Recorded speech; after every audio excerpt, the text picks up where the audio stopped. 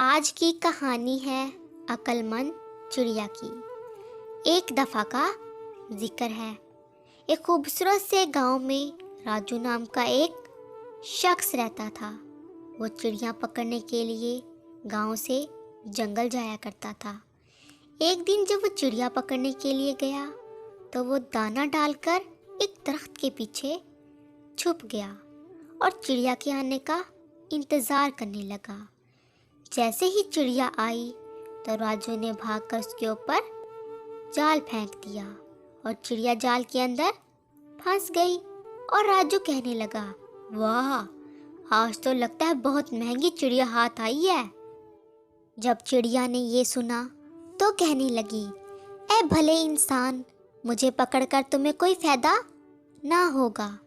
अगर तुम मुझे ज़िबा करोगे तो मेरे अंदर थोड़ा सा ही गोश्त है जो तुम्हारे किसी काम का नहीं, और अगर बाज़ार में फ़रोख्त करते हो तो मैं सिर्फ चंद ही रुपए में फ़रोख्त होंगी। इससे तो बेहतर है तुम मुझे आज़ाद कर दो। अगर तुम मुझे आज़ाद कर देते हो तो मैं उसके बदले में तुम्हें 3 ऐसी नसीहतें करूँगी जो पूरी ज़िंदगी तुम्हारे काम आएंगी।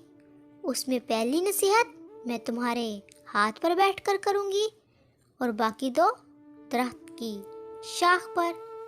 राजू चिड़िया की बात गौर से सुनता है।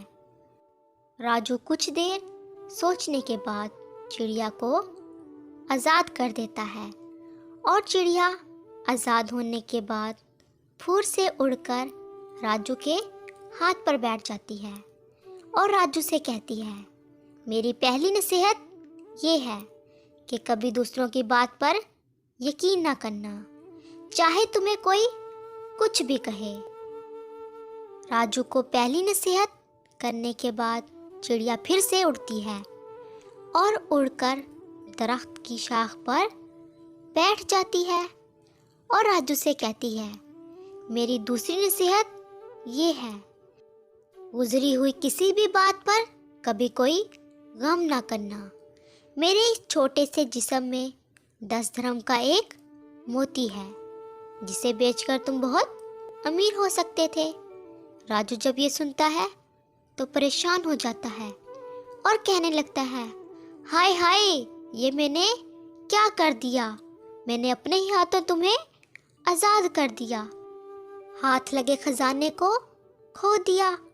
काफ़ी देर रोने पीटने के बाद जब राजू चुप होता है तो चिड़िया कहती है, मैंने तुम्हें कहा था कि गुजरी हुई किसी भी बात का कभी कोई गम ना करना, और चाहे तुम्हें कोई कुछ भी कहे उसका कभी यकीन ना करना। अब ज़रा अकल से काम लो। मेरे इस छोटे से जिस्म में 10 धर्म का मोती हो सकता है।